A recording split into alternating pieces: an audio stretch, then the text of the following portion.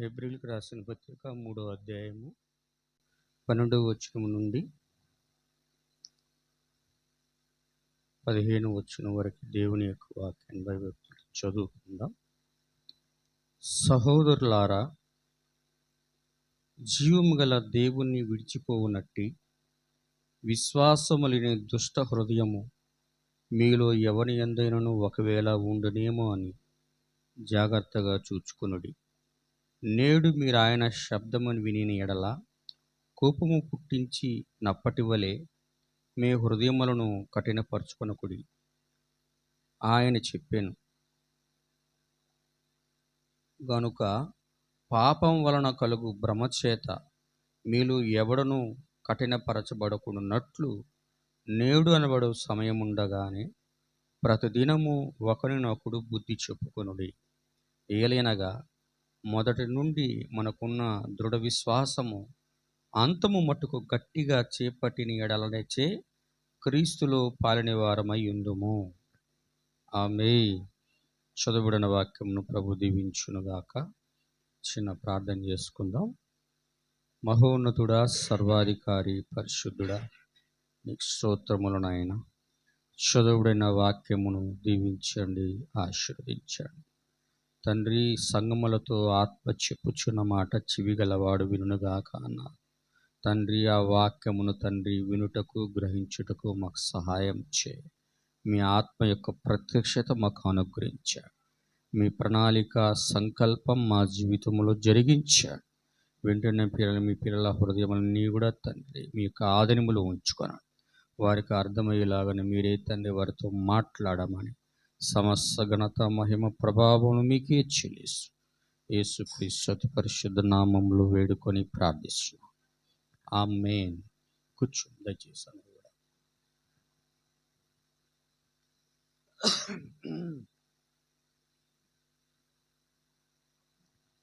దేవుని యొక్క పరిశుద్ధ నామానికి మహిమ కలుగును గాక. Praise the lord. మీ అందరికీ కూడా నా యొక్క హృదయపూర్వక పరిశుద్ధులందరికీ నా యొక్క ధన్యవాదాలు, వందనాలు తెలియజేస్తున్నాను. ప్రభువులందరూ కూడా దీవించునుగాక. సరే, మనందరం కూడా కొద్ది నిమిషాలు దేవుని యొక్క వాక్యంలో చూద్దాం. నాకు గుర్తున్నది ఆ యొక్క ఏది అన్య భాషలు, వాటి యొక్క వివరణ, దేవుని యొక్క ముసుగు తెర అనే వర్తమానం ఒక్కొక్క భాగం మిగిలి ఉంది. ప్రభు చిత్తమైతే దాన్ని త్వరగా ముగించుకోవడానికి ప్రభు మనకు సహాయం చేయనుగాక. హల్లెలూయా. అందరు ఇక్కడ ఉన్నారా? మంచిది, సంతోషం. చూడండి 3వ అధ్యాయము 12వ వచనంలో, సహోదరులారా, జీవము గల దేవుని విడిచిపోవునట్టి విశ్వాసము లేని దుష్ట హృదయం మీలో ఎవని యందైనను ఒకవేళ ఉండినేమో అని. హల్లెలూయా. దేవుని విడిచిపోనట్టి దుష్ట హృదయం మీలో ఎవని యందు ఉందేనేమో అని ఆయన ఎవరితో మాట్లాడుతున్నాడా అంటే, దేవుని యొక్క సంఘముగా ఉన్న హెబ్రీలు, ఇజ్రాయేల్ సంఘముతో ఆయన హెచ్చరిస్తూ ఉన్నాడు. హల్లెలూయా. ఎందుకు అంటే ఆ ఇజ్రాయేల్ ప్రజలే దేవుణ్ణి అరణ్యములో బాధ పెట్టిన వాళ్ళగా ఉన్నారు. హల్లెలూయా. బాధ పెట్టడమే కాదు కానివ్వండి, వాళ్ళందరూ కూడా దేవుణ్ణి శోధించిరి అని దేవుని యొక్క వాక్యం అంటా ఉంది. ఆమేన్. ఆ క్షమించండి, భౌతిక సంబంధమైన ఇజ్రాయేల్ సంఘము ఏ విధంగా చేసినదో ఈరోజు ఆత్మ సంబంధమైన సంఘము కూడా అటువంటి కార్యములు చేయకుండా ఉండడానికి అపోస్తలుడైన పౌలు గారు, ప్రవక్త, ఆయన యొక్క వధువును హెచ్చరిస్తూ ఉన్నాడు. హల్లెలూయా. ఇక్కడ అంటున్నాడు, వాళ్ళ హృదయములు కఠినము చేయబడ్డాయట. ఇజ్రాయేల్ యొక్క హృదయాలు కఠినము చేయబడ్డాయి. ఎప్పుడు ఇజ్రాయేల్ యొక్క ప్రజల యొక్క హృదయాలు కఠినము చేయబడ్డాయి అంటే, దేవుడు ఆ యొక్క ఈజిప్ట్ దేశమును ఆయన తీర్పు తీరుస్తూ ఉన్నప్పుడు ఆయన మొదటగా ఎవరు హృదయమును కఠినపరిచాడు అంటే ఫరో యొక్క హృదయాన్ని ఆయన కఠినపరిచాడు. హల్లెలూయా. అది ఒక సాతానుడి ద్వారా కలుగుతున్న కార్యమై ఉన్నది. ఇచ్చినవాడు దేవుడే, దాన్ని కఠినపరుస్తున్నవాడు ఎవరు అంటే సాతానుడు. ఆమేన్. కాబట్టి సాతానుడు ఫరో యొక్క హృదయమును కఠినపరిచాడు. అరణ్యములో దేవుడు ఆ యొక్క అగ్నిస్తంభముగా, ఆ మేఘస్తంభముగా వెళ్తూ వాళ్ళ ముందు ఒక సైన్యాధిపతిగా, లేకపోతే దేవుడు ఒక రాజుగా ముందుకు వెళుతూ ఉన్నప్పుడు ఇశ్రాయేలీ ప్రజల యొక్క హృదయాలు కూడా అక్కడ అరణ్యంలో కఠినపరచబడ్డాయి. ఆమేన్. వారు ఎందుకు కఠినపరచబడ్డారు అంటే పాపం వలన కలుగు భ్రమచేత అని పౌలు గారు అంటున్నాడు. వింటున్నారా? ఏంది అది? పాపం వలన కలుగు భ్రమచేత మీ యొక్క హృదయములు కఠినపరచబడకుండా జాగ్రత్తగా చూచుకొనుడి. అంతే కదండి?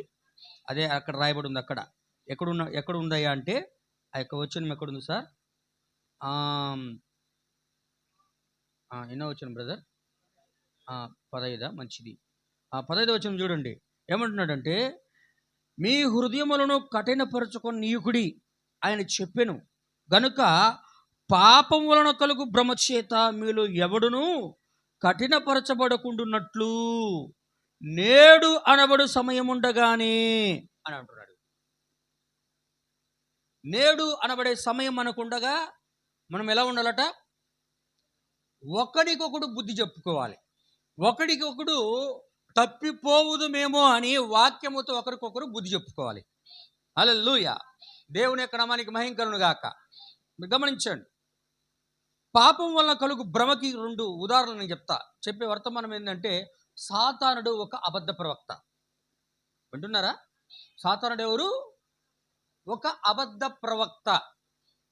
వాడి యొక్క ఆయుధములు ఎల్లప్పుడూ ఎక్కువగా వాడే ఆయుధములు ఏంటంటే ఒకటి అందము, రెండోది అబద్ధము. హల్లెలూయా.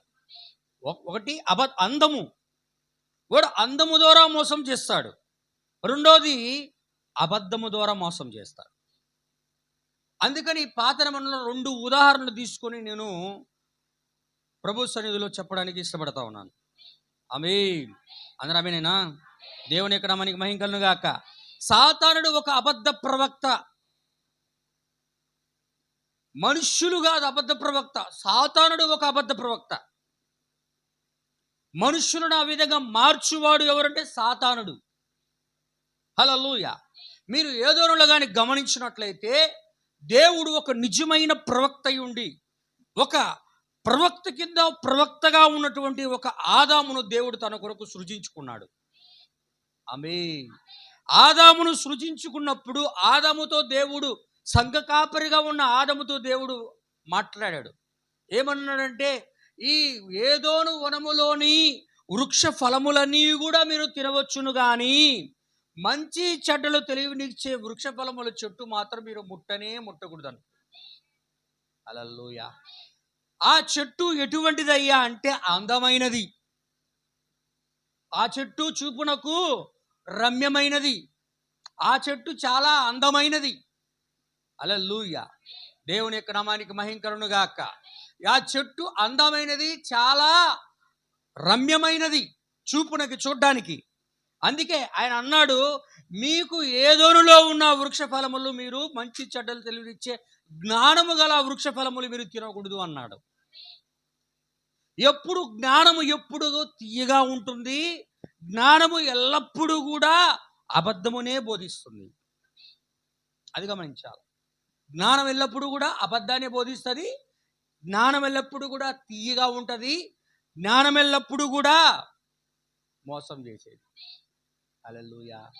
అందుకు అర్థమవుతుందా? దేవుని యొక్క నామానికి మహిమ కలుగును గాక. కాబట్టి ఇక్కడ అంటున్నాడు, ఆ వృక్ష ఫలములు తినకూడదని చెప్పినప్పుడు ఆదాము లేని సమయంలో శ్రీమతి ఆదాము యొద్దకి ఎవరు వచ్చారంటే ఘటసర్పం వచ్చింది. హల్లెలూయా. ఎవరు వచ్చారయ్యా? ఘటసర్పం వచ్చింది. ఘటసర్పము భూజంతువులన్నిటిలో కన్నా యుక్తి గలదై ఉండెను. అది మనుషుడి వలె నడుచున్నదై ఉన్నది. ఆమేన్, ఆమేన్. అది వచ్చి ఈ వృక్ష ఫలములలో ఏదైనాను దేవుడు తినకూడదని చెప్పినా వాడు కూడా దేవుడు చెప్పిన వర్తమానాన్ని వాడు కూడా బోధిస్తున్నాడు. ఆమేన్. దేవుడి దగ్గర పరిపూర్ణమైన వాక్యం ఉంటే వాడి దగ్గర కూడా 99% వాక్యం ఉంది. అందరికి అర్థమవుతుందా? దేవుడి దగ్గర పరిపూర్ణ వాక్యం ఉంది, వాడి దగ్గర 99% వాక్యం ఉంది. దేవుడు ఈరోజు 99% వాక్యముగా నువ్వు ఉండాలని కోరుకోవడం లేదు. నీవు ఒక పరిపూర్ణమైన వాక్యముగా ఉండాలని దేవుడు కోరుకుంటున్నాడు. ఆమేన్. పరిపూర్ణమైన వాక్యముగా నువ్వు తయారు కావాలని దేవుడు కోరుకుంటున్నాడు. ఆ దినమున వాడు చూపించింది ఏంటంటే, మొదటగా ఆ మంచి చెడులో తెలివిచ్చే వృక్ష ఫలముల చెట్టు దగ్గరికి చూపిస్తున్నప్పుడు ముందుగా వాడు ఆమె దగ్గరికి ఒక ఘట సర్పముగా వచ్చాడు. తర్వాత వాడు ఒక అబద్ధ ప్రవక్తగా మారాడు. అవునా? మారాడా?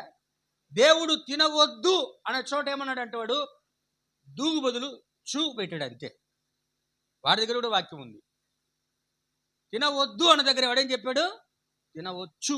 దూ అన్న దాన్ని తీసి చూ అనే దాన్ని పెట్టాడు. ప్రైజ్ లార్డ్, హల్లెలూయా. దేవుని యొక్క నామానికి మహిమ కలుగును గాక. వాడు ఎప్పుడైతే చెప్పాడో ఆమె ఆ అందమును చూసి, ఆ అబద్ధమును ప్రేమించి, ఆ జ్ఞానమును ప్రేమించి, పాపం వల్ల కలుగు భ్రమ చేత ఆ మోసం చేయబడది. ఆమె ఎప్పుడైతే మోసం చేయబడదో, ఎప్పుడైతే మోసం చేయబడింది ఆమె, అక్కడ ఏం జరుగుతూ ఉన్నదంటే, ఘట సర్పముగా ఉన్నవాడు అబద్ధ ప్రవక్తగా వచ్చి మోసం చేసి, అబద్ధ ప్రవక్తగా మోసగించిన తర్వాత వాడు క్రూర మృగముగా మారాడు. క్రూర మృగం ఏం చేసిందంటే, శ్రీమతి ఆదామును చెడగొట్టి, ఆమె యొక్క దేవుడిచ్చినటువంటి శీలమును వాడు చెడగొట్టి, ఆమె యొక్క గర్భములో విత్తనమును విత్తాడంతేవాడు. పాపము చేటుకు కారణమైపోయాడు వాడు. క్రూర ముఖం ఎప్పుడు కూడా మనుషులను నాశనం చేయనదే. ఆమె అందుకు అర్థమవుతున్నదా? క్రూర మృగముగా మారినప్పుడు వాడు ఆమెని ఆదామును ఇద్దరిని కూడా మోసం చేశాడు. కానీ బైబిల్లో ఆదాము మోసం చేయబడలేదు, కానీ హవ్వ తన కుయుక్తి చేత సర్పము ఆమెను మోసపరిచినట్లునే పౌలు గారు మాట్లాడు. ఆదాము కావాలనే వెళ్ళాడు. హల్లెలూయా. అందరూ ఆమేనన్నా? దేవుని యొక్క నామానికి మహిమ కలుగును గాక. అప్పుడు ఆమె చూసి మోసపోయింది ఏంటంటే, అందము ఒకటి, అబద్ధము ఒకటి. హల్లెలూయా. ఇంకొక సంఘటన కూడా చెప్పడానికి ఇష్టపడుతున్నా. ఇక్కడ రాజుల గ్రంథంలో మీరు గమనించినట్లయితే, రాజుల గ్రంథంలో దేవుడు సొలొమోనును ఎంతగానో ఆశీర్వదించి, హల్లెలూయా, ఆయనకు ఒక రాజ్యాన్ని ఇచ్చి, ఆయనకి జ్ఞానమునిచ్చి, ఐశ్వర్యమునిచ్చి, ఎంతగానో దేవుని యందు భయభక్తులుగా ఉన్నప్పుడు ఆయన హెచ్చించాడు. ఆయన ఎందుకు అంటే, దేవుని యందలి విశ్వాసముతో తాను తగ్గించుకున్నందుకు దేవుడు ఆయన హెచ్చించాడు. ఆమేన్. ఎప్పుడైతే ఆయన హెచ్చించబడ్డాడో, చివరి సమయములో ఆయన ఏం చేయబడ్డాడంటే, స్త్రీల వైపు తిప్పబడిన తర్వాత దేవుడు సొలొమోనుతో చెప్పాడు. ఏమని చెప్పాడంటే, నీ యొక్క రాజ్యము నేను తీసివేస్తా, కానీ దావీదు నిమిత్తం ఆ రాజ్యమును నేను తీసివేయను, కానీ ఒక దీపమునిగా నేను దాన్ని, ఒక భాగమును నేను నీకు ఉంచుతానని దేవుడు వాగ్దానం చేశాడు. కానీ అది సొలొమోను కాలంలో ఆయన దాన్ని తీసివేయలేదు, కానీ రెహబాము కాలంలో దాన్ని, ఆ ప్రవచనాలన్నీ కూడా నెరవేర్పజేస్తున్నాడు. హల్లెలూయా. అంతే కదండి? హల్లెలూయా. కానీ రెహబాము కాలంలో అది చేస్తున్నప్పుడు మీరు గమనించండి. చూడు, ఇక్కడ రెహబాము కాలంలో ఆయన చేస్తున్నప్పుడు మీరు బాగా గమనించండి. రెహబాము ఇక్కడ ఏమి చేశాడంటే, జ్ఞానము చేత జ్ఞానవంతురాలు తన యొక్క ఇల్లును కట్టుడని దేవుని యొక్క వాక్యం అంటుంది. హల్లెలూయా. కానీ మూర్ఖుడు బుద్ధిహీనుడు తన ఇల్లును పెరిగివేనని దేవుని వాక్యం అంటా ఉంది. హల్లెలూయా. జ్ఞానము చేత సొలొమోను రాజు రాజ్యము కడితే, ఆయన కుమారుడుగా ఉన్న రెహబాము అజ్ఞానం వల్ల తన రాజ్యాన్ని కూల్చుకున్నాడు. తన యొక్క బుద్ధిహీనత వలన రాజ్యాన్ని ఆయన పోగొట్టుకున్నాడు. ఆమేన్. హల్లెలూయా. దేవుని యొక్క నామానికి మహిమ కలుగును గాక. రాజ్యాన్ని పోగొట్టుకుంటున్నప్పుడు దేవుడు చెప్పాడు, సొలొమోను కాలంలోనూ చెప్పాడు, నీ దాసుడైన యారొబాముకు నేను నీ యొక్క రాజ్యమును తీసి నీ దాసుడైన వారికి నేను దాన్ని అనుగ్రహిస్తానని చెప్పాడు. అవునా? యారొబాముకి ఇస్తే యారొబాము ఏం చేశాడు?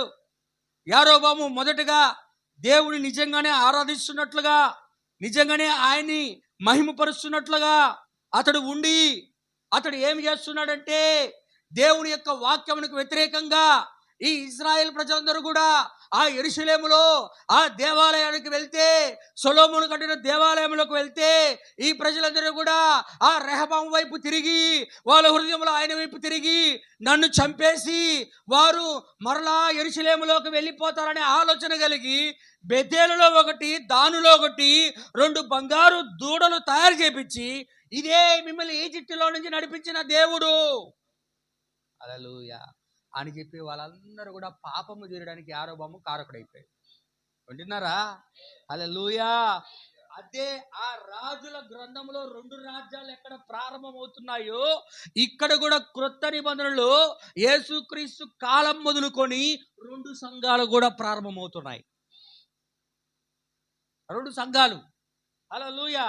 ఒకటి ఇజ్రాయేలు రాజ్యము, ఇంకొకటి యూదా రాజ్యం. ఏ విధంగా పాత నిబంధనలో ప్రారంభమైందో అదే విధంగా క్రొత్త నిబంధనలో కూడా యేసుక్రీస్తు యొక్క సంఘము, రోమన్ కాథలిక్ సంఘము 2 కూడా ప్రారంభమవుతున్నాయి కొత్త నిబంధనలో కూడా. హల్లెలూయా. దేవుని యొక్క నామానికి మహిమ కలుగును గాక. మీరు గమనించండి, ఆ యారోబాము తప్పిదం చేస్తే దేవుని యొద్ద నుండి ఆజ్ఞ వచ్చింది. విగ్రహాలు పెట్టినందుకు, ఇజ్రాయెల్ ప్రజలందరినీ కూడా చెడుపుతున్నందుకు దేవుని యొక్క నుండి ఆజ్ఞ వచ్చింది. ఆమేన్. ఆజ్ఞ వచ్చినప్పుడు ఆజ్ఞ ఎవరి దగ్గరికి వచ్చిందంటే, ఒక యవన ప్రవక్త, యవన పాస్టర్, యవన బోధకుడి దగ్గరికి ఆజ్ఞ వచ్చింది. హల్లెలూయా. అందరూ వింటున్నారా? వచ్చి నీవు వెళ్ళి విగ్రహాలని వైపు తిప్పుతున్నటువంటి యారోబాము దగ్గరికి వెళ్ళి, బలిపీఠమా బలిపీఠమా, నీ బలిపీఠం పగిలిపోవును, నీ యొద్ద నుండి అది బద్దలైపోవును, నీ యొక్క దేశంలో యోషియా అనబడే ఒక వ్యక్తి శిశువు పుడతాడు, అతడు వచ్చి ఆ బలిపీఠాలను పగలగొట్టి మరలా బలిపీఠాలు కడతాడు అని ఆజ్ఞ వచ్చింది. వింటున్నారా? హల్లెలూయా. అని ఆజ్ఞ రాగానే ఈ యొక్క యవన ప్రవక్త వెళ్ళాడు. మొదటి రాజులు 13వ అధ్యాయంలో ఉంటుంది అనుకుంటా. ఏమండి? వెళ్ళి యారోబాము నేరుగా వెళ్ళి బలిపీఠ మీద నిలబడుకొని బలి అర్పించడానికి నిలబడుకున్నాడు. వింటున్నారా? అందరిని అతడు చూడాలా. హల్లెలూయా. బలిపీఠం నిలబడుకొని బలి అర్పిస్తున్న సమయంలో ఎవరికి బలి అర్పిస్తున్నాడు ఆయన? ఎవరికి అర్పిస్తున్నాడు అంటే బేతేలులో ఉన్న బంగారు దూడలకి. ఆమేన్. హల్లెలూయా. బంగారు దూడలకు బలి అర్పిస్తుంటే ఈ యవన ప్రవక్త వెళ్ళి ఏం చేస్తున్నాడంటే, యారోబామా నీ యొక్క బలిపీఠం పగిలిపోద్ది, యోషియా అనే ఒక వ్యక్తి వస్తాడు, శిశువు పుడతాడు, ఈ బలిపీఠాలను పగలగొడతాడు. ఆమేన్. దేవుని యొక్క నామానికి మహిమ కలుగును గాక. నీ బుగ్గి నేలపాలైపోయి పగిలిపోద్ది అన్నాడు. అంతే. అనంగానే అక్కడ యారోబాము చూసి వాని వైపు చేయి చూపించి, వాడిని పట్టుకోండి రా అన్నాడు. ఎవరిని? దేవుని ఆజ్ఞ పొందుకున్న ప్రవక్తని, యవన ప్రవక్తని, యవని బోధకుడిని, హల్లెలూయా, యవన పాస్టర్ని చెయ్యెత్తి యారోబాము పట్టుకోన్నాడు రాజు. వింటున్నారా? ఎప్పుడైతే రాజు చెయ్యెత్తాడో, చెయ్యేమైపోయిందంటే వెంటనే పాస్టర్ మీద చెయ్యెత్తగానే చెయ్యేమైపోయింది. దేవుని యొక్క నామానికి మహిమ కలుగుతుంది. చెయ్యెత్తినందుకు చెయ్యి ఎండిపోయింది. చెయ్యి ఎండిపోగానే మరలా చెయ్యి తంతా వెనక్కి లాక్కోవాలని ప్రయత్నిస్తా ఉన్నాడు రాజు. చెయ్యి వెనక్కి లాక్కున్నా కూడా చెయ్యి రావడంలా. దాన్ని ఏమంటారంటే చెయ్యగలి మామూలు చెయ్యి, ఇది మామూలు చెయ్యిగా ఉంది ఎడమ చెయ్యి. కుడి చెయ్యి ఎలా అయిందంటే చెయ్యగలిది అయిపోయిందంట. చెయ్యి అంటే ఆయన దీన్ని ఎత్తలేడు. ఈ చెయ్యి మాత్రమే, అర్థం కాదండి, ఈ చెయ్యి మాత్రమే ఊపుతాడు. ఈ చెయ్యి చెయ్యి దీన్ని పైకి ఎత్తలేడు, ఇంటికి వెనక్కి కూడా ఆడించలేడు. అటువంటి చెయ్యిగా రాజుది అయిపోయింది. హల్లెలూయా.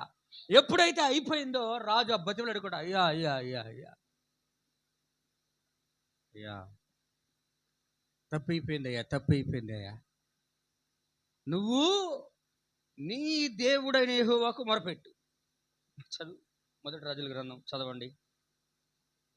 దేవుని యొక్క నామానికి మహిమ కలుగును గాక. మొదటి రాజులు 13వ అధ్యాయం.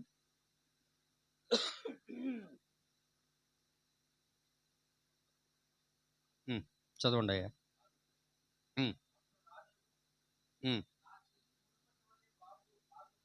ఉమ్. ఎవరు వేడుకోవాలంట? నీ దేవుడైనా. ఎట్లయిపోయింది చూడు పరిస్థితి. ఈ యారోబాము ఎవరు? యారోబాము ఇజ్రాయిలుడే. ఇజ్రాయిలుడి దేవుడే యెహోవా. ఆమేన్. ఇప్పుడు నా దేవుడు అని చెప్పుకునే స్థితి నుండి నీ దేవుడు అని చెప్పుకునే స్థితికి వచ్చేసాడు. అంటే అతడు అవిశ్వాసములో ఎలా జీవిస్తున్నాడో అర్థం చేసుకోవాలా. విగ్రహాలు ఆయన యొక్క జీవితాన్ని ఏ విధంగా మార్చేసాయో మనం అర్థం చేసుకోవాలా. నీ దేవుడైన యెహోవా దగ్గర నా కోసం ప్రార్థన చేయి. హల్లెలూయా. దేవుని యొక్క నామానికి మహిమ కలుగును గాక. నీ దేవుడైన యెహోవా యొద్ద వేడుకోయా, ప్రార్థన చేయ, నా కోసం నువ్వు వేడుకోవయ్యా, ప్రార్థన చేయవయ్యా అని బతుములాడుకున్నాడట పాస్టర్ గారిని. అప్పుడు ఏమంటున్నాడు అక్కడ ఆయన? దైవజనుడు.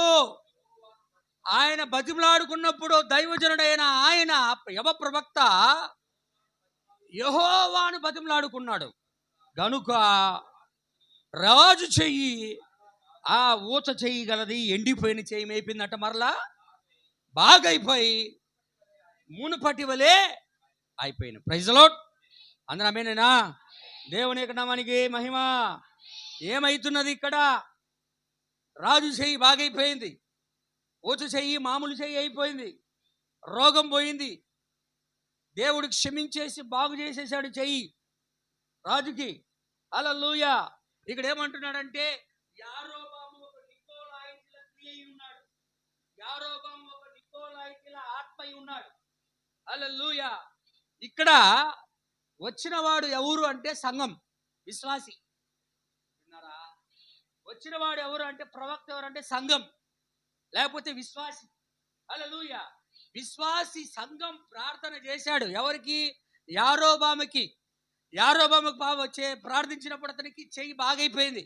చెయ్యి బాగైపోయిన తర్వాత ఇప్పుడు యారోబాము యవన ప్రవక్త పాస్టర్గా ఉన్న ఆయన్ని, దైవజనుని అడుగుతున్నాడు, సంఘాన్ని అడుగుతున్నాడు. ఏమని అడుగుతున్నాడు అంటే, అయ్యా నువ్వు నాకు చేతులు ఇచ్చేసావు, నా చేతి బాగు చేసేసావు, నాకు స్వస్థత కలిగింది, కాబట్టి నువ్వేం చేస్తావంటే నా దగ్గరికి వచ్చి నువ్వు భోజనం చేయి. నువ్వు నా దగ్గరికి వచ్చి ఏం చేయాలా? ఏమండి? నువ్వు వచ్చి ఏం చేయాలా? మాతో కలిసి నువ్వు మా దగ్గరికి వచ్చి అన్నపానములు భుజించి గమనించాలా. ఏమిస్తాడట? నువ్వు వచ్చి మా దగ్గర వచ్చి అన్నపానములు నువ్వు తీసుకుంటే, హల్లెలూయా, ఆమేన్, ఆమేన్. వింటున్నారా? హల్లెలూయా. దేవుని యొక్క నామానికి మహిమ కలుగును గాక. ఏమి చేస్తున్నాడు? నువ్వు వచ్చి మా యొద్ద భోజనం చేస్తే నీకు బహుమతి ఇస్తా. నీకు ఏం కావాలో బహుమతి అది ఇస్తా, నీకు ఇస్తాను నేను. హల్లెలూయా. అననంగానే ఆయన ఏమంటే, నీ దైవజనుడు అంటున్నాడు, నీ ఆస్తిలో సగము, నీ రాజ్యంలో సగం ఇచ్చిన. వింటున్నారా? దీనికన్నా ముందు ఒక విషయం చెప్పాలా. సంఘము దేవుని యొక్క ఆజ్ఞ పొందుకున్నప్పుడు దేవుడు సంఘమును ఎలా నడవాలో, ఎలా నడిపించబడాలో దేవుని యొద్ద నుండి పరిశుద్ధాత్మ ద్వారా మొదటి సంఘకాలంలో పెంతెకొస్తు మంది ఆజ్ఞలన్నీ కూడా పొందేసింది. నువ్వు ఇలా వెళ్ళాలా, ఇలా వెళ్తే రక్షణ, ఇలా వెళ్తే వంకర మార్గము, ఇలా వెళ్తే తీర్పు, ఇలా వెళ్తే నీకు దెబ్బలు పడతాయి, ఇలా వెళ్తే నువ్వు ఇబ్బందులు పడతావు అని పెంతెకొస్తు దినమందే అపోస్తుల కాలంలో, అపోస్తుల కార్యంలో మొత్తం చెప్పేశాడు ఆయన. వింటున్నారా? చెప్పినను ఈ సంఘానికి ఒక దర్శనం ఉంది, ఆ ప్రవక్తకు ఒక దర్శనం ఉంది. మీరు నేను అన్ని చూపించలేదు. మీరు కానీ గమనించినట్లయితే ఆజ్ఞ పొందుకున్నప్పుడు దేవుడు చెప్పాడు ఆ యవన ప్రవక్తకి, నువ్వు యారోబాము దగ్గరికి వెళ్ళి యారోబాము దగ్గర చెప్పి, నువ్వు ఏ మార్గంలో వచ్చావో ఆ మార్గంలో రాకుండా నేను చెప్పిన మార్గంలో నువ్వేం చేయాలంటే నువ్వు ఇంటికి వెళ్ళిపో.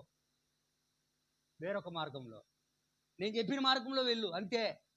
వేద్దలో ఎవరైనా వస్తే నువ్వు ఏది చేయకూడదు, నువ్వు అన్నపానం కూడా పుట్టుకోకూడదు, నువ్వు వాళ్ళ ఇంట్లో బస కూడా చేయొద్దు, వాళ్ళతో అసలు మాట్లాడకూడదు, వాళ్ళ భోజనం తినకూడదు, వాళ్ళతో సహవాసం చేయకూడదు.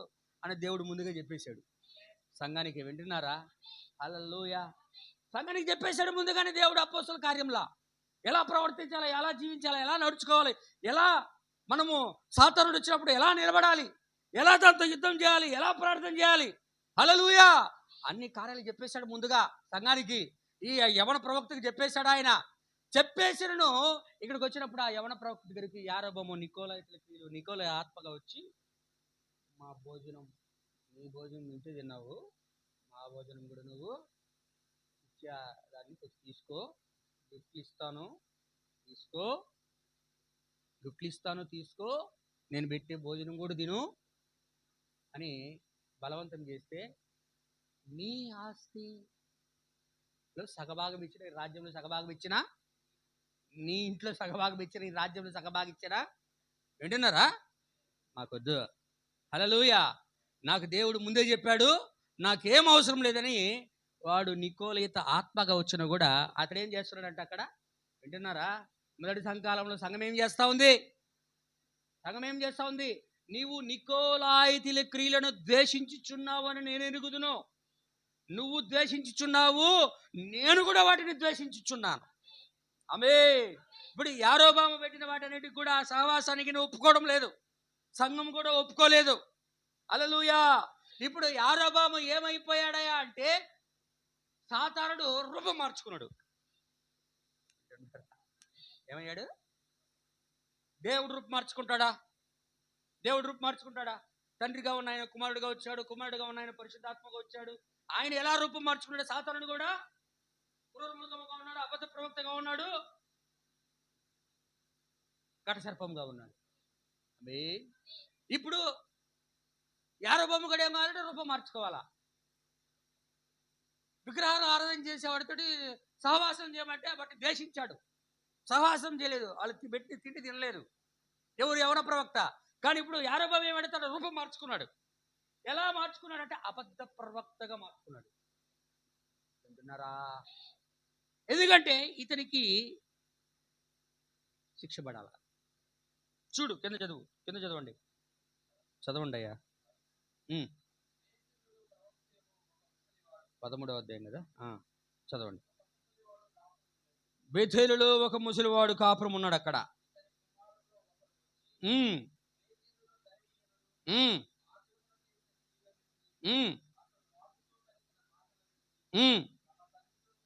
అక్కడ ఏదైతే జరిగిందో ఆ కార్యాలన్నీ కూడా ఒక వ్యక్తి చూసి, ఆయన కుమారుడు చూసి ఆ ముసలి ప్రవక్త దగ్గరికి వచ్చి చెప్పేశాడు ఆ విషయాలన్నీ కూడా. అడిగి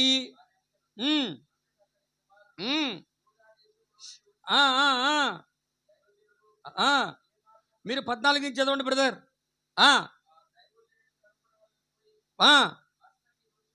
అక్కడి నుంచి గమనించండి. మస్తకి వృక్షము కింద అతడు కూర్చొని ఉండటం చూచి, యూదా కూర్చొని ఉన్నాడు అక్కడ. యవన బోధకుడు ప్రవక్త కూర్చొని ఉంటే ఆ ముసలి బోధకుడైన వ్యక్తి వెళ్ళి ఏమంటున్నాడు అక్కడ? యూదా దేశములో నుండి వచ్చిన దైవజనుడు నువ్వేనా? అవును. అతడు ఏమన్నాడట? నేనే అన్నాడు యవన బోధకుడు. హల్లెలూయా. ఎప్పుడైతే నేనే అన్నాడో అతడు అంటున్నాడు, నా ఇంటికి వచ్చి భోజనం చేయ. అక్కడ భోజనం ఏమన్నాడు? చేయలా. ఇక్కడికి వచ్చేసరికి మళ్ళీ ఏమంటాడు? రూపం మార్చుకొని వచ్చి నా ఇంటికి వచ్చి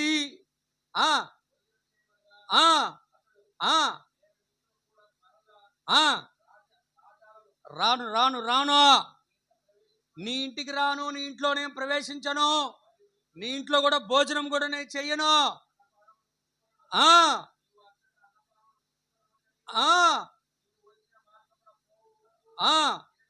తిరగవద్దని దేవుడి యొక్క దర్శనము చేత నేను వచ్చాను ఎక్కడికి.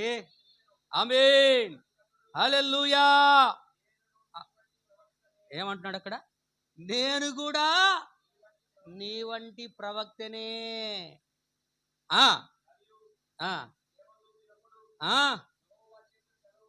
వింటున్నారా?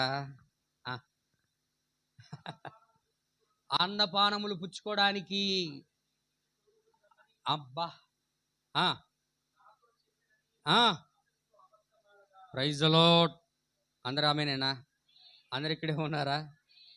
ఇప్పుడు దేవుడు ఆజ్ఞ ఇచ్చాడయ్యా యవన ప్రవక్తకి, యవన బోధకుడికి, నువ్వు ఈ మార్గంలో పో, మళ్ళీ వెనక్కి రావాక నేను చెప్పిన దారిలో నువ్వు వెళ్ళిపో, ఎక్కడ నువ్వు భోజనం చేయొద్దు, సహవాసం చేయొద్దు, ఎక్కడ కూడా నువ్వు బస చేయొద్దు అని దేవుడి ఆజ్ఞ పొందుకున్నాడు. హల్లెలూయా. ఇప్పుడు ఈ యవ్వన బోధకుడు ఏం చేయాలంటే, ఆ వ్యక్తి చెప్పినప్పుడు ఈ వ్యక్తితో చెప్పిన దేవుడు, ఎదురుగున్న వ్యక్తితో చెప్పిన దేవుడు, నేను ప్రవక్త అని చెప్పుకున్న వ్యక్తితో మాట్లాడిన దేవుడు ఇంత కూడా చెప్పాలా అని ఆలోచించాలి ఈయన. వింటున్నారా? ఇప్పుడు పేతురుతో ఆ మధ్యాహ్నం 3 గంటల సమయంలో దేవుడు మాట్లాడాడు. అవునా? మాట్లాడా? మేడగది మీద ఉన్నప్పుడు, ఆకలి అవుతూ ఉన్నప్పుడు అపోస్తల కార్యంలో ఆయన సీమోను ఇంటికి వెళ్ళు అని మాట్లాడాడు. క్షమించండి, కొర్నేలు ఇంటికి వెళ్ళు అని మాట్లాడాడు. హల్లెలూయా. అదే వ్యక్తి, అదే దేవుడు కొర్నేలు ఇంటికి కూడా వెళ్ళి, యొప్పేలో చర్మకారుని ఇంట సీమోను అనబడే వ్యక్తి ఉన్నాడు, అక్కడ వెళ్ళి ఆయన పిలిపించుకొని చెప్పాడు. ఆమేన్. పేతురుతో మాట్లాడిన దేవుడే కొర్నేలుతో కూడా మాట్లాడాడు. హల్లెలూయా. అదేవిధంగా దేవుడు ఇక్కడ ఏం చేయాలంటే, ముద్దు అక్కడికి వెళ్ళొద్దని చెప్పిన దేవుడే ఈ వ్యక్తి దగ్గరకు వచ్చినప్పుడు ఈయనతో కూడా అదే మాట చెప్పి ఉండాలా. ఆ మాట చెప్పి ఉండాలని ఈ వ్యక్తి కూడా ఆలోచించి ఉండాలా. నిజంగా దేవుడు ఆజ్ఞ కాదా అని ఆలోచించి ప్రార్థన చేసి ఉండాలా.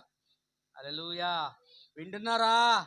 ఎప్పుడైతే ఆ వ్యక్తి చెప్పాడో, అతడు దేవుని యొక్క దర్శనమును విడిచిపెట్టి, దేవుని యొక్క ఆజ్ఞను విడిచిపెట్టి తిరుగుబాటు చేశాడంట. ఏం చేశాడు? ఏం తిరుగుబాటు చేయడం అంటుంది? అందరూ ఏమనుకుంటుంటే, దేవుడు మాట్లాడితే వ్యతిరేకంగా మాట్లాడడం తిరుగుబాటు అంట. దేవుడు మాట్లాడాడు అనుకో, మాట్లాడినప్పుడు అమ్మా నేను చెప్పినట్టు నువ్వు వినాలని దేవుడు చెప్తే అది వినకుండా పోతుంటే తిరుగుబాటు అని అనుకుంటారు చాలామంది. నేను ఎగ్జాంపుల్కి చెప్తున్నా. కానీ తిరుగుబాటు అంటే ఏంటంట? దేవుడు అసలు అన్నం తినొద్దు, నువ్వు ఈ మార్గంలో పోవద్దు, ఎక్కడ సహవాసం చేయొద్దని చెప్పిన దాన్ని దాటిపోయి చేయడమే తిరుగుబాటు. వాక్యాన్ని దాటి వెళ్ళిపోవడమే తిరుగుబాటు. హల్లెలూయా. కింద చూడు బ్రదర్, కింద చూడు. ఎక్కడ? 13వ అధ్యాయంలో ఎక్కడ ఉందండి ఇది? చదవండి బ్రదర్.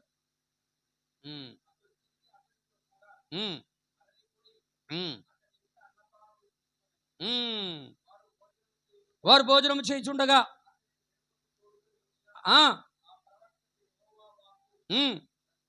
ప్రత్యక్షమై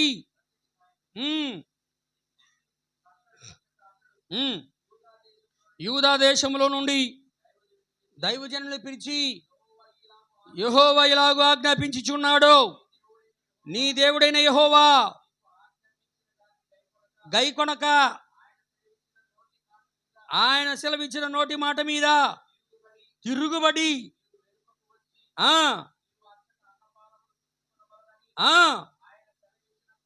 హల్లెలూయా భోజనం చేసి ఉన్నావు గనుక నీ కళేబరము నీ పితరుల సమాధిలోనికి రాకపోవునని ఎలుగెత్తి చెప్పెను. Praise the Lord. గాడిద గంత కట్టి పంపించేశాడు. వింటున్నారా? Praise the Lord. హల్లెలూయా. ఏం జరుగుతూ ఉన్నది అక్కడ? దేవుని యొక్క ఆజ్ఞను అతిక్రమించినందుకు అబద్ధమును నమ్మి ఒక యవన ప్రవక్తగా ఉన్నటువంటి బోధకుడు, యవన బోధకుడుగా ఉన్న ఆయన దేవుని యొక్క దర్శనమును పోగొట్టుకొని దేవుని యొక్క ఆజ్ఞకు వ్యతిరేకంగా ప్రవర్తించినందుకు హల్లెలూయా ఏమైపోయాడంటే సింహం నోట్లో పడిపోయాడు. తన పితరుల యొక్క సమాధిలోకి నువ్వు వెళ్ళవు అని దేవుని చేత ఆజ్ఞ పొందాడు. అదేవిధంగా సంఘము కూడా ఏమైంది? అపోస్తలుల బోధ చేత ముందుకు వెళ్తూ క్రీస్తు శకం 321వ సంవత్సరం నైసియన్ కౌన్సిల్, నైసియా సభ దగ్గర హల్లెలూయా ఆది అపోస్తలుల బోధగా ఉన్నటువంటి దర్శనమును ఆ యొక్క వాక్యమును, ఆజ్ఞను వ్యతిరేకించి, ఎందుకు వ్యతిరేకించారు వాళ్ళు? ఎందుకు పోగొట్టుకున్నారు వాళ్ళు? ఎందుకు దేవుని యొక్క ఆజ్ఞకి నిలబడలేకపోయాడంటే అక్కడ ఒక అబద్ధం వచ్చింది. ఎవరు? రోమన్ సైన్యాధిపతిగా ఉన్న కాన్స్టంటైన్ అనబడే చక్రవర్తి, ఇదిగో నేను కూడా క్రైస్తవుడిగా మారిపోతున్నాను, నాకు రాత్రి వేళ దేవుడు ఒక కల ఇచ్చాడు, కలలో దేవుని యొక్క సిలువ కనపడింది, నాకు విజయాన్ని ఇస్తాడని దేవుడు చెప్పాడు అని ఒక అబద్ధమైన దాన్ని క్రైస్తవులుగా ఉన్నటువంటి వారితో చెప్పుట వలన క్రైస్తవులు, ఈ యొక్క రోమీయులు అందరూ కూడా కలిసి సహవాసము చేసి వారి భోజనము తినుట వలన యేసుక్రీస్తు నామమున పడే భోజనము, వాక్య సంబంధమైన ప్రతి భోజనము, ఆ యొక్క బలలన్నీ కూడా చెడిపోయి ఆ వాంతితో నిండిపోయి వాక్యము లేని చోటుగా అది కల్మషముతో నింపబడిన స్థలముగా మారిపోయింది. హల్లెలూయా. ఎప్పుడైతే మారిపోయిందో అప్పుడు సంఘము, రాజ్యము ఏకమైపోవడం వల్ల అక్కడ సంఘం ఏమైపోయిందంటే సింహాల నోట్లోకి వెళ్ళిపోయింది. ఏమైపోయింది? ఎవరుడు? సాతాను నోట్లోకి వెళ్ళిపోయారు వాళ్ళందరూ. అలా వెళ్ళిపోయిన వాళ్ళందరికీ కూడా ఇక పితరులతో కూడా వాళ్ళకి సమాధి లేదు, పునర్ధానం కూడా లేదు. వింటున్నారా? వాళ్ళకి పునర్ధానము లేదు, సమాధి లేదు. ఈరోజు విశ్వాసులు ఎలా ఉన్నారయ్యా అంటే వాళ్ళకి వాక్యం అవసరం లేదు, దేవుడు ఏం చెప్తున్నాడో వాళ్ళకి అవసరం లేదు. దేవుని వాక్యం అంటా ఉంది, ఏమంటా ఉన్నదంటే స్త్రీ సంఘములో బోధించకూడదు, స్త్రీ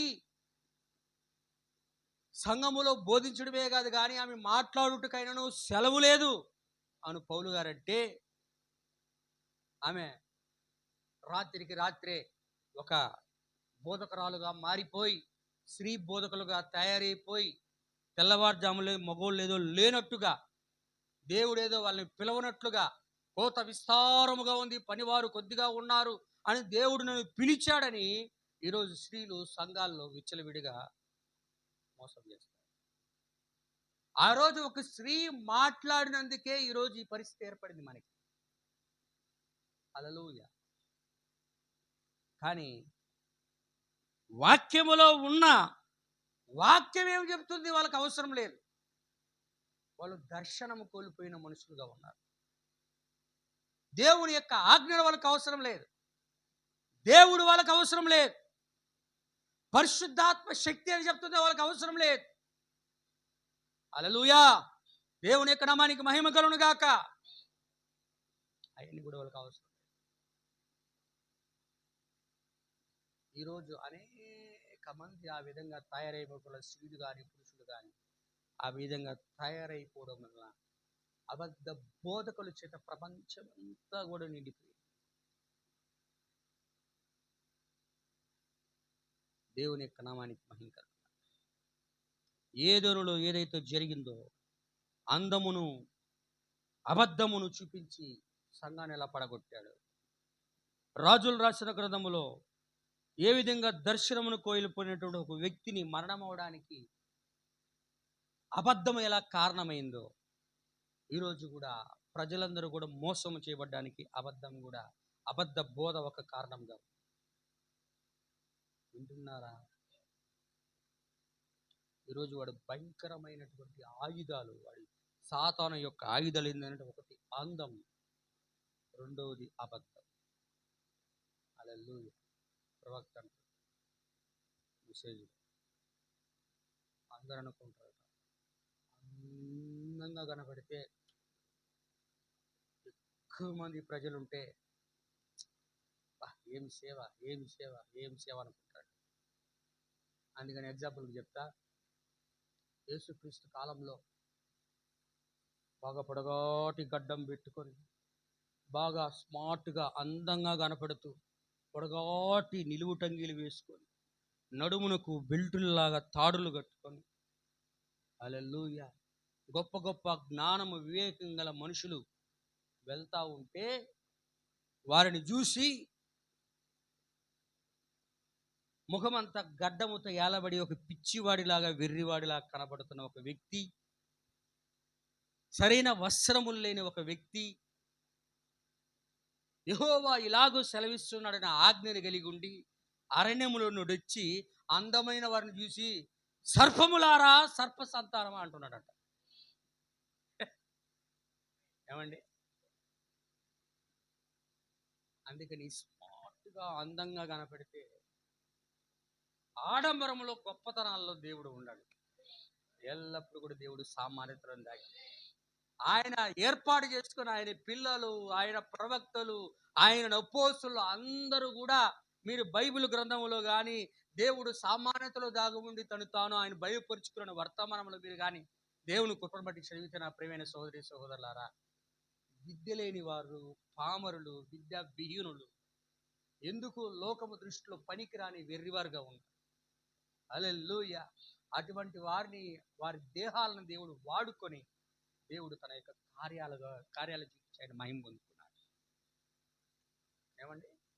కాబట్టి ఈరోజు కూడా ఒక వ్యక్తికి ఒక పెద్ద 50,000 60,000 మంది సంఘం ఉండొచ్చు, అతనికి డబ్బు ఉండవచ్చు, అందం ఉండవచ్చు, ఏమైనా ఉండవచ్చు, కానీ అతడి దగ్గర నీ జీవాన్ని రక్షించే వాక్యము లేదు కనుక అతడు అబద్ధ ప్రవక్తే. అతడు అబద్ధ ప్రవక్త. ఈ కాలంలో దేవుడు వచ్చినాక ఎంత గొప్ప సేవకుడైనా, ఎంతమంది లక్షల మంది బిలీవర్స్ విశ్వాసులు కలిగి ఉన్నా అతడు అబద్ధమునే బోధిస్తున్నాడు. చెప్పుతున్న వానికి సింహమే గతి, వింటున్న వారికి కూడా సింహమే గతి. పునరుద్ధానం ఉండదు, రెండో పునరుద్ధానం ఉండదు, ఒకేసారి తీర్పులో నిలబడమే. హల్లెలూయా. మనకు అర్థమైందా? కాబట్టి నా ప్రియమైన సహోదరి సహోదరులారా, యారోబాము చెయ్యి ఎండిపోయింది, కానీ యవన ప్రవక్త యొక్క జీవితం దర్శనం కోల్పోవడం వల్ల అతడు మరణమైపోయాడు. ఈరోజు కూడా వాక్యమును ఆత్మీయంగా ఎవరైతే వినడం లేదో, ఎవరైతే దాన్ని పట్టించుకోవడం లేదో, ఎవరైతే తమకు ఇష్టం వచ్చిన మార్గములోనికి కల్పనా కథల వైపు తిరుగుతూ ఉన్నారో వారందరూ కూడా ఆత్మీయంగా చచ్చిపోయిన వారుగా ఉన్నారు. హల్లెలూయా. అదే 4వ ముద్ర అయింది. అవునా కదా? 4వ ముద్ర ఏంటంటే మరణం. దేవుడు చెప్తున్న మరణం ఏంటంటే భౌతిక సంబంధమైన మరణం గురించి మాట్లాడటంలే, ఆత్మ సంబంధమైన మరణంతో. ఆ ఆత్మ సంబంధమైన మరణం ఎలా కలుగుతుందంటే మొదటి ముద్ర, రెండవ ముద్ర, మూడవ ముద్ర, 3 ముద్రలు కలిపి 4వ ముద్రగా అక్కడ తయారవుతా ఉంది. హల్లెలూయా. మొదటిది మత సంబంధమైన శక్తి, రెండవది యుద్ధము రాజకీయ శక్తి, మూడవది దైవ శక్తులు, 3 ఏకమై 4వ ముద్రగా అక్కడ తయారవుతా ఉంది. దానివల్ల వాళ్ళందరూ కూడా ఏమవుతున్నారట? మరణం, పాతాళమును వెంబడిస్తారు, పాతాళానికి వెళ్ళిపోతున్నారు అంతే. హల్లెలూయా. అది నేను చెప్పడం లేదు, ప్రవక్త చెప్పడం లేదు, దేవుడే బైబిల్లో రాయిస్తున్నాడు. పరిశుద్ధాత్మనే దేవుడు ఆయనే బైబిల్లో ప్రకటన గ్రంథం 6వ అధ్యాయంలో రాయిస్తా ఉన్నాడు. హల్లెలూయా. ఈరోజు ఏం చేస్తుందంటే సమబుద్ధిలుగా మరణము జీవము 2 పోట్లాడుతూ ఉన్నాయి భూమి మీద. దేవుడు సాతానుడు ఇద్దరు కూడా యుద్ధం జరుగుతూ ఉంది. హల్లెలూయా. కాబట్టి నా ప్రియమైన సోదరులు గమనించాడు. కాబట్టి మీరు ఏ వ్యక్తి ఏది చెప్పినను సరే అది ప్రవక్తలు చెప్పిన వాక్యానికి వ్యతిరేకంగా ఎన్నడూ కూడా ఉండదు. ఆది కాండం మొదలుకొని ప్రకటన గ్రంథం వరకు ఇర్మియా ప్రవచించాడు, అదేవిధంగా యెహెజ్కేలు ప్రవచించాడు, యెహెజ్కేలు ప్రవచించింది ఏలియా కూడా ప్రవచించాడు, దానియేలు ప్రవచించాడు. ఎందరో ప్రవక్తలు దగ్గర పక్క కాలంలోని ప్రవక్తలే, సమకాలికులుగా ఉన్న ప్రవక్తలు, ఒకరి తర్వాత ఒకరు వచ్చిన వాళ్ళు. హల్లెలూయా. వచ్చినను ఏ ప్రవక్త ప్రవచించిన ప్రవచనమైనను ఇంకొక వ్యక్తిలో, ప్రవక్తగా ఉన్న వ్యక్తిలో ఉన్న పరిశుద్ధాత్మ ఎన్నడూ కూడా వ్యతిరేకించలేదు. కానీ ఈరోజు ఆ ప్రవక్తలు చెప్పిన వాక్యాన్ని ఎవరైనా తండ్రి దాన్ని పట్టించుకోవడం లేదు అంటే వారు ఎటువంటి ఆత్మను కలిగి ఉన్నారో మీరు అర్థం చేసుకోవాలి. హల్లెలూయా. దాన్ని ఎన్నడూ కూడా త్రోసివేసేది దేవుని ఆత్మగా. దేవుడు చెప్పే మళ్ళీ దేవుడు తన యొక్క వాక్యాన్ని త్రోసివేయడు. త్రోసివేసేది ఏంటంటే క్రీస్తు విరోధి ఆత్మ. హల్లెలూయా. కాబట్టి చెప్పబడిన వాక్యం ప్రభు దీవించును గాక, ప్రభువులందరూ కూడా ఆశీర్వదించును గాక. ప్రార్థన చేసుకుందాం.